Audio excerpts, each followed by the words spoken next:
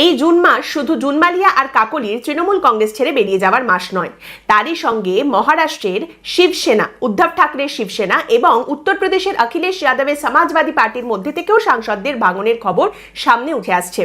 আর এই শতাব্দীর সেরা ভাঙন দেখতে পাওয়া যাচ্ছে, তার কারণ হচ্ছে জুন ছাড়িয়ে জুলাইতে পৌঁছালেই বিজেপি নতুন করে ভারতের রাজনৈতিক ইতিহাস লিখতে চলেছে।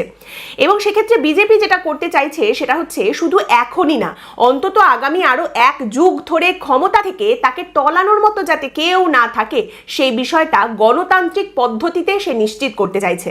আবারও বলি, গোটা বিষয়টা সে করতে চাইছে কিন্তু গণতান্ত্রিক উপায়ে। মানে নিন্দুকেরা তাকে আর যাই বলুক না কেন, গণতন্ত্রের গরিমা উল্লঙ্ঘন করেছে এই দোষ কিন্তু দিতে পারবে না। আর এই 360 সংখ্যাটা যদি বিজেপি লোকসভায় পেয়ে যায় জুলাই মাসে, তাহলে এমন 3টে পদক্ষেপ বিজেপি নিতে পারে লোকসভায়, যার মাধ্যমে কিন্তু ভারতের রাজনৈতিক ইতিহাস সম্পূর্ণ বদলে যাবে, রাজনৈতিক মানচিত্র সম্পূর্ণ বদলে যাবে। নমস্কার, আমার নাম পৌলমী। আর এই গরিবের কথা বাসি হলেও ফলে, কারণ এই কথাটা আমি বহুদিন ধরে বলে চলেছি যে পশ্চিমবঙ্গ বিজেপির জন্য শুধুমাত্র শ্যামাপ্রসাদ মুখোপাধ্যায়ের মাটিতে প্রথমবার বিজেপির সরকার গড়া বা দেশের সীমান্তকে শক্তিশালী করার অঙ্ক নয়, তারই সঙ্গে গোটা দেশের রাজনীতিকে ঢেলে নতুন করে সাজানোর চাবিকাঠিও বটে। এবং তারই সঙ্গে দেখতে হবে যে কিভাবে 2024-এ আবকি বার 400 পার বলে 240-এ আটকে যাওয়ার পরেও বিজেপি এখন লোকসভায় 360 ছুঁতে চলেছে। আর এই 360 সংখ্যাটা যদি বিজেপি একবার লোকসভায় পেয়ে যায়, তাহলে কিন্তু লোকসভায় সে যা ইচ্ছা তাই করতে পারে। বাধা দেওয়ার মতো বা কারোর বলার মতো কিচ্ছু থাকবে না, বিরোধীদেরও না, সুপ্রিম কোর্টেরও না। প্রথমে আমরা বোঝার চেষ্টা করি সংখ্যাটা কিভাবে কাজ করছে। লোকসভায় বর্তমানে 540 জন সাংসদ রয়েছেন। 2/3 মেজরিটি মানে হচ্ছে তার মধ্যে 360, অর্থাৎ এই 360 জনের ভোটটাই দরকার যে কোনো বিল পাশ করানোর জন্য। বিজেপি এই 360 পর্যন্ত কি করে পৌঁছাচ্ছে? বিজেপির নিজের সাংসদ সংখ্যা 240, লোকসভা নির্বাচনের পরে 240 ছিল সাংসদ সংখ্যা। এরপরে এনডিএর বাকি শরিক দলগুলো যুক্ত হয়ে এনডিএর সাংসদ সংখ্যা গিয়ে পৌঁছালো 293-তে। এবার 293 থেকে 360 এই জাম্পটা বিজেপি কি করে করলো? আপনারা জানেন তৃণমূল কংগ্রেসের 20 জন সাংসদ তারা তৃণমূল কংগ্রেস ছেড়ে বেরিয়ে গিয়ে একটি নতুন দলে যোগদান করে এনডিএর মধ্যে মিশে গেছেন এবং তারা এখন বিজেপির পাশে বসে বিজেপির সঙ্গে ভোট দেবেন। বিজেপি যেদিকে ভোট দিতে বলবে সেই দিকে ভোট দেবেন, তারা রয়েছেন এনডিএর মধ্যে। এবং এইখানে অত্যন্ত গুরুত্বপূর্ণ বিষয়, কাকলি ঘোষ দস্তিদার জানিয়েছেন যে শুধুমাত্র 20 জন নয়, এই সংখ্যাটা কিন্তু 22 হতে পারে। অর্থাৎ আরো 2 জন সাংসদ তৃণমূল থেকে বেরিয়ে কিন্তু নতুন দলে যোগ দিয়ে এইভাবে এনডিএর মধ্যে চলে যেতে পারেন। এছাড়া আরো বেশ কিছু দল থেকে খুচরো সংখ্যার সাংসদদের কিন্তু এনডিএর দিকে বা বিজেপির পাশে আসার সম্ভাবনা দেখা দিয়েছে। দেখুন, এই খুচরো সংখ্যাগুলোর কোনো মানেই দাঁড়াতো না যদি না তৃণমূল থেকে এই বড় চাঙ্কটা, এই 20 জন সাংসদকে বিজেপি পেয়ে যেত। এইটা পাওয়ার পরেই কিন্তু বাকি খুচরো খাচরা সাংসদদের এনডিএর ফোল্ডে আনা বা বিজেপির দিকে আনার কাজটা আরো ত্বরান্বিত হয়ে গেছে। এবং সেখান থেকেই খবর আসছে মহারাষ্ট্রে উদ্ধব ঠাকরের শিবসেনার 6 জন সাংসদ তারা পুরো রেডিও সাইলেন্সে চলে গেছেন, দলের সঙ্গে কোনো কথা বলছেন না, যোগাযোগ রাখছেন না। এবং ওই অপারেশনটা প্রায় শেষের দিকে, তারা কিন্তু এনডিএর মধ্যে ঢুকে যাবেন, বিজেপির পক্ষে তারা ভোট দেবেন অবশ্যই করে। জানা যাচ্ছে যে তারা একনাথ শিন্ডের যে শিবসেনা রয়েছে সেই দিকে চলে আসবেন। এরপর যে খবরটা সামনে উঠে আসছে, উত্তরপ্রদেশে অখিলেশ যাদবের যে দল রয়েছে সমাজবাদী পার্টি, জানা যাচ্ছে সেখান থেকেও কিন্তু সাংসদদের ভাঙন শুরু হয়েছে, সেখান থেকেও সাংসদরা মাঝখান থেকে ভেঙে বেরিয়ে চলে আসবেন। এবার তর্কের খাতিরে মোটামুটি আমরা ধরে নিচ্ছি যে সমাজবাদী পার্টি থেকে 10+ খান 10 মতো সাংসদ তারাও কিন্তু চলে আসবেন। এবার তাহলে সংখ্যাটা কি দাঁড়ালো? 293 প্লাস তৃণমূল কংগ্রেসের 20 প্লাস উদ্ধব ঠাকরের শিবসেনার 6 এবং অখিলেশ যাদবের সমাজবাদী পার্টি 10, সংখ্যাটা দাঁড়াচ্ছে 329-এ। কিন্তু তারপরেও 360 পর্যন্ত পৌঁছাতে আরেকটু খোঁজাখুঁজি তো করতে হবে বিজেপিকে বা এনডিএকে। এইখানেই আরেকটা নাম উঠে আসছে, আর সেটা হলো ডিএমকে। স্টালিন এতদিন পর্যন্ত তৃণমূল কংগ্রেসের হাত ধরেছিলেন, কিন্তু তামিলনাড়ুতে ভোটের পর যেই কংগ্রেস ডিএমকে স্টালিনের হাত ছেড়ে দিয়ে বিজয়ের হাত ধরে নেন, বিজয় যিনি বর্তমানে তামিলনাড়ুর মুখ্যমন্ত্রী, তার দলের হাত কংগ্রেস যেই ধরে নেন, সেখান থেকেই কিন্তু ভাঙন শুরু। স্টালিন কিন্তু সম্প্রতি যে ইন্ডিয়া ব্লকের মিটিং হয়েছে বিরোধীদের, সেখানেও যাননি। এবং এই স্টালিনের ডিএমকে শাসক দল থেকে বিরোধী দল তার নিজের রাজ্যে হওয়ার সঙ্গে সঙ্গে কিন্তু তাদের প্রতিও ইডি, সিবিআই, কেন্দ্রীয় তদন্তকারী নানা রকম সংস্থার নানা রকম ভালোবাসা দেখানো শুরু হয়ে গেছে। সেখান থেকে তারা পরিত্রাণ চাইছেন। এবার এই ডিএমকে এর 22 জন সাংসদ রয়েছে। জানা যাচ্ছে বা যে খবরটা উঠে আসছে, শর্ত সাপেক্ষে ডিএমকে এর সাংসদরা লোকসভায় বিজেপির কথা মতো ভোট দিতে রাজি, যদি সেই রকম ভাবে বন্ধুত্বের হাত তাদের দিকে বাড়িয়ে দেওয়া হয়।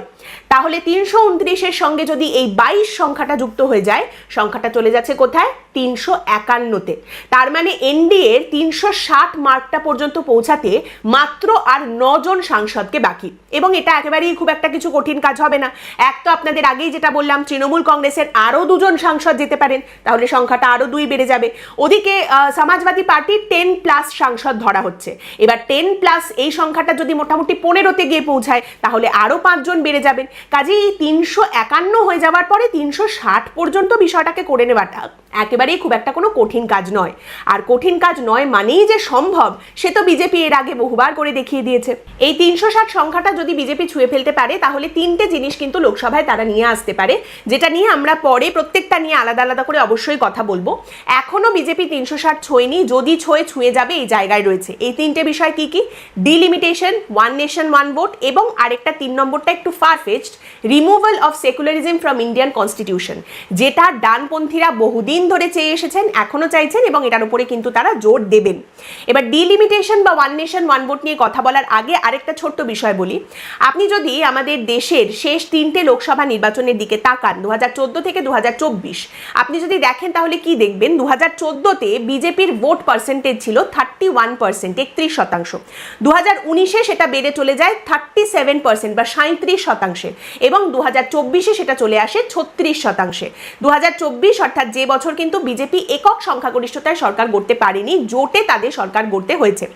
এবার বিষয়টা হচ্ছে যে এই পার্সেন্টেজটাকে দুভাবে লোকজন দেখেন। একটা যুক্তি থাকে, তার মানে আমাদের দেশের 60% মানুষ বিজেপির বিরুদ্ধে ভোট দিয়েছেন, কিন্তু সেই 60%কে এই 30 বা 36%-এর সামনে বশ্যতা স্বীকার করতে হচ্ছে।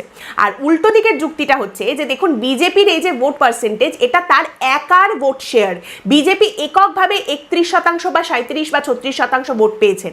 সেখানেই বিরোধীরা, কংগ্রেস বা যে কোনো রাজনৈতিক দল বিরোধীরা যারা রয়েছে, তারা একক ক্ষমতায় যে পার্সেন্টেজ অফ ভোট পেয়েছেন, যে ভোট শতাংশ পেয়েছেন, সেটা কিন্তু বিজেপির ধারে কাছেও যায় না। Ultimately at the end of the day vote percentage কিন্তু অতটা ম্যাটার করে না, যদি না সেটা আসনে প্রতিফলিত হয়। আমি একদম ঘরের উদাহরণ দিয়ে বোঝাই। আপনারা জানেন পশ্চিমবঙ্গের এবারের বিধানসভা নির্বাচনে তৃণমূল কংগ্রেস পেয়েছে 80টা আসন, আর বিজেপি 200 পার করে চলে গেছে। কিন্তু আপনি ভোট পার্সেন্টেজ যদি দেখেন, দুটো দলের মধ্যে পার্থক্য হচ্ছে মাত্র 5%। তৃণমূল কংগ্রেস বিজেপির থেকে মাত্র 5% ভোট কম পেয়েছে। কিন্তু সেটা কি ম্যাটার করে না? এইটা ম্যাটার করে যে ওই 5%-এর পার্থক্যটা কি ধরনের আসন সংখ্যার পার্থক্য গড়ে দিয়েছে। কত বেশি সংখ্যক আসন কিন্তু বিজেপি পেয়েছে এবং তৃণমূল কংগ্রেস মাত্র 80-তে পড়ে রয়েছে।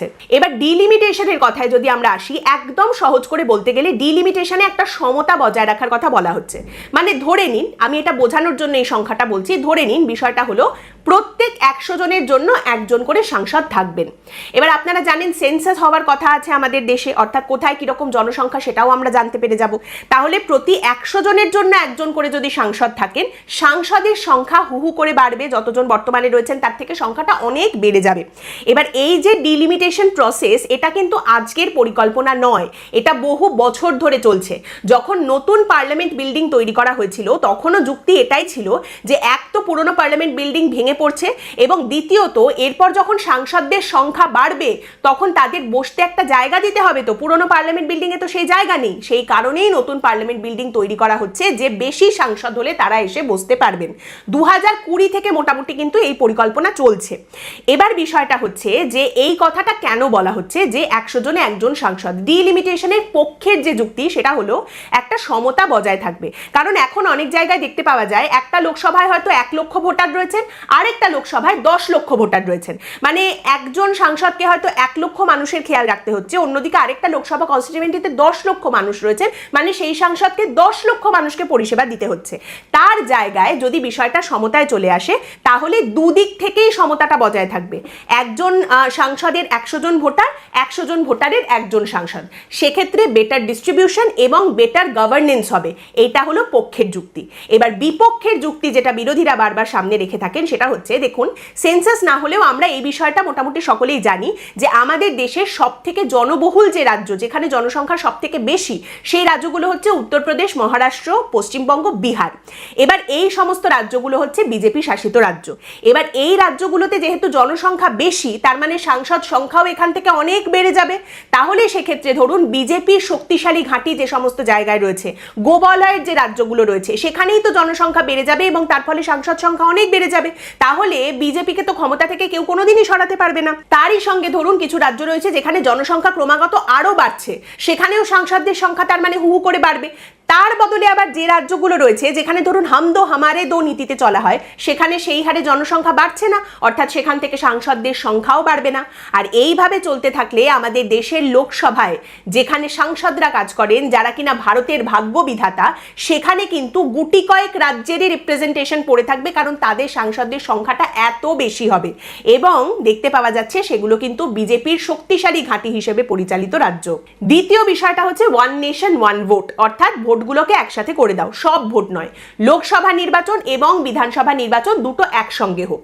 এবার এইটা করার জন্য বিজেপির যে যুক্তিটা রয়েছে সেটা হচ্ছে যে দেখো সারা বছর নির্বাচন চলছে কোথাও না কোথাও, এই লোকসভা নির্বাচন শেষ হলো তো অন্য একটা রাজ্যে বিধানসভা নির্বাচন চলে আসবে।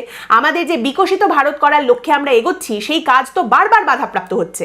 মানে আমরা ভাবছি যে চলো ওই রাজ্যে গিয়ে আমরা একটু উন্নয়ন করে আসি, ও মা ওই রাজ্যে বিধানসভা ভোট চলে আসছে, মডেল কোড অফ কন্ডাক্ট লাগু হয়ে যাচ্ছে।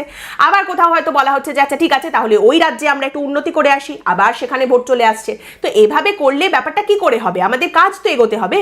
তার জন্য এই এতবার এত রকমের নির্বাচন না করে সব জায়গায় লোকসভা এবং বিধানসভা ভোট একসঙ্গে একবারে করে দেওয়া যায়, এবং তার ফলে আমাদের খরচটাও অনেক কম হবে। নির্বাচনের কত খরচ রয়েছে সরকারের, ঠিকই, এটা কিন্তু খুবই সত্যি কথা। দেখুন খরচটা তো কমবে বটেই, আর আমাদের দেশ থেকে বিজয় মালিয়া, নীরব মোদীর মতো লোকজন ব্যাংক থেকে টাকা পয়সা নিয়ে নিয়ে খালি পালিয়ে যায়। এবার তার ভর্তুকিও তো সরকারকেই দিতে হয়। পাবেটা কোথায় সরকার এত টাকা? টাকা তো গাছে নাড়া দিলেই আর পড়ে না, সেগুলো তো আমাদেরই পকেট থেকে যায়, মানুষেরই তো টাকা।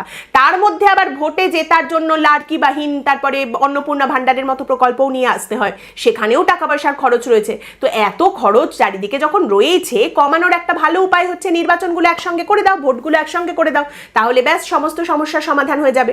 এবার এইখানে বিরোধী পক্ষের যুক্তিটা হচ্ছে যে ওয়ান নেশন ওয়ান ভোট বা এক দেশ এক ভোট, এটা তখনই করা সম্ভব যখন রাজনৈতিক দলগুলো, প্রত্যেকটা দলের মধ্যে একটা সমতা থাকে। বর্তমানে আমাদের দেশের সব থেকে ধনী যে রাজনৈতিক দল তারা হলো বিজেপি। তাদের কাছে ক্ষমতা রয়েছে যে প্রতিটা রাজ্যের এবং দেশের লোকসভা এবং বিধানসভা ভোট একসঙ্গে করলে সেই রকম টাকা খরচ করে অত প্রচার করা, তাদের সেই পকেটের জোর রয়েছে। তারই সঙ্গে ইলেকশন মেশিনারির দিকে তাকাতে গেলে বিজেপির ইলেকশন মেশিনারি সব থেকে শক্তিশালী, তারা বর্তমানে আমাদের দেশে ক্ষমতায় রয়েছে। তার তুলনায় অন্যান্য যে আঞ্চলিক দলগুলো রয়েছে তাদের কাছে তো এত টাকা নেই যে তারা সবার সমস্ত ভোট, সমস্ত প্রচার একসঙ্গে হলে সেই খরচ দিতে পারবেন।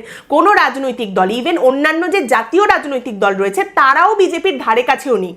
এবার এই ডিলিমিটেশন এবং ওয়ান নেশন ওয়ান ভোট, এইটা যদি বিজেপি করে ফেলতে পারে একবার রাজ্যে, তাহলে কিন্তু একটা কথা নিশ্চিত, বিজেপিকে আর কোনোদিন কোথাও থেকে কোনো সাংসদ ভাঙানো, বিধায়ক ভাঙানো, অপারেশন লোটাস, অপারেশন টাইগার, এসব কিচ্ছু করতে হবে না। কারণ এই দুটো জিনিস যদি হয়ে যায়, তাহলে হেডস হলেও বিজেপি জিতবে, টেলস হলেও বিজেপি জিতবে, কোথাও কোনো অসুবিধা নেই। এবং সবটাই কিন্তু হবে গণতান্ত্রিক উপায়ে। গণতন্ত্র জিন্দাবাদ। আর একদম তৃতীয় বিষয়টা শেষে